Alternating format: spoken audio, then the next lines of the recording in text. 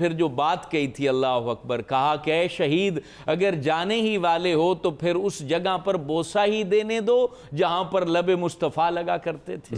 حضور فخر عالم علیہ السلام جہاں بوسہ دیا کرتے تھے، مجھے ایک دفعہ اپنے اس جسم مقدس پر بوسہ دینے دو۔ تو آپ نے اپنا پراہن اتارا اور حضرت عبداللہ ابن عمر نے اس جگہ پر بوسہ دیا۔ حضرت ام سلمہ آپ کے حضور حاضر خدمت ہوئیں اور انہوں نے بھی کہا کہ آپ اگر سفر کر رہے ہیں، چونکہ ان کو حضور فخر عالم جانے کائنات علیہ السلام نے سارے معاملات جو ہے وہ بتا دیے تھے، اور پھر آپ نے یہ کہا تھا کہ بیٹا اگر سفر کر رہے ہو ہمت سے سفر کرنا، تسلیم و رضا کے ساتھ سفر کرنا۔ جواب دیا، امی جان آپ فکر مند نہ ہوں، میں تو اس کو بھی جانتا ہوں جس نے مجھ پہ تلوار چلانی ہے۔ اللہ، وہ کیا نگاہ تھی، اتنی بلند نگاہ کیوں نہ ہو جنہوں نے حضور کے لب کو جو ہے نا وہ چوما ہو، اور جنہوں نے حضور کا لعاب چوسا ہو، اور